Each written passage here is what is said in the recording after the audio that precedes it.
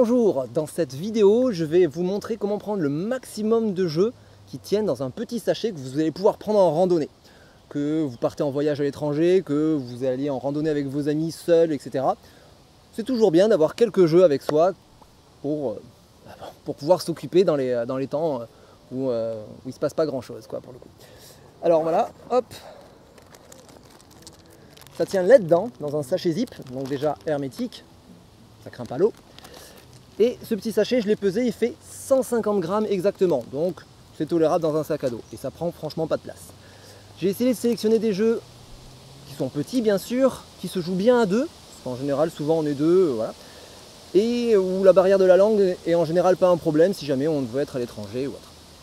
Alors je vais commencer, hop, j'ai pris le Quinto, avec ses petits dés de couleur, hop, hop, 3 petits dés, quelques petites cartes, enfin quelques petites fiches, hop, que je vais essayer de sortir. Voilà, une petite fiche là, qui ne prennent pas grand chose. Petit jeu de dés où on lance les dés à chacun son tour.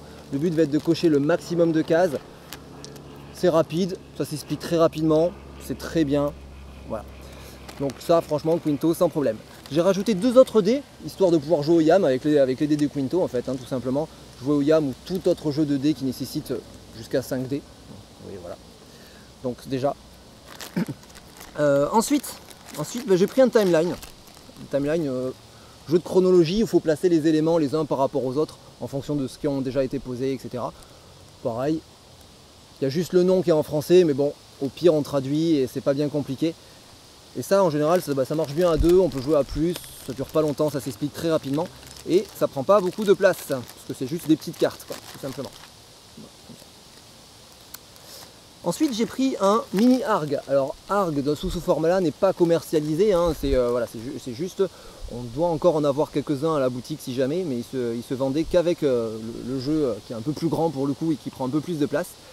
Mais ARG c'est très sympa, ces petits jeux de bluff où il faut essayer de deviner ce que veulent les autres, ce qu'ils ont dans la main et essayer d'avoir soit les 2 morceaux de la bombe pour faire exploser le laboratoire, soit avoir l'équipe la plus puissante.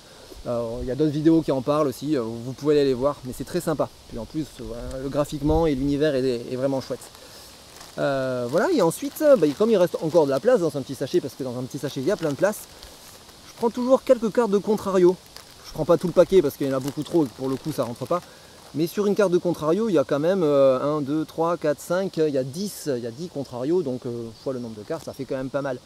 Le principe de contrario c'est très simple, vous avez une expression qui a été détournée, dont chaque mot est soit l'inverse du mot, soit un synonyme. Par exemple, la petite promenade, il faut retrouver l'inverse, la grande vadrouille, etc. etc. L'avantage c'est que c'est très pratique, on peut jouer n'importe quand, même en marchant ou en faisant autre chose, c'est quand même pratique d'avoir quelques cartes de contrario. Et pour terminer, j'ai pris un Bravrat. Ce Bravrat c'est 18 cartes, voilà. C'est 18 cartes, alors ça c'est une version maison que j'ai faite. Normalement c'est des rats, là c'est les personnages de Game of Thrones, mais au final c'est le même jeu.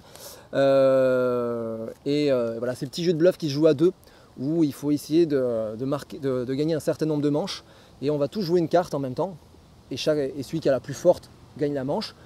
Comme ça paraît simple, sauf que chaque carte a un effet qui permet d'annuler la manche, que c'est la plus petite carte qui gagne, de regarder la carte avant l'autre au tour précédent, au tour suivant, etc. Donc ouais, pareil, 5 minutes, jeu minimaliste à peu près, mais qui prend pas de place, qui est franchement bien et qui joue qui joue qu'à deux, et du coup qui joue très bien à deux. Voilà, donc ça fait 1, 2, 3, 4, 5, 6 jeux. Ça fait 6 jeux dans un petit pochette comme ça, et ça fait 150 grammes, donc vous pouvez vous le permettre, je pense. Voilà. J'espère que ça vous donnera des idées pour pouvoir prendre des jeux dans votre sac à dos la prochaine fois que vous voulez aller marcher ou vous partez à l'étranger. A bientôt, merci.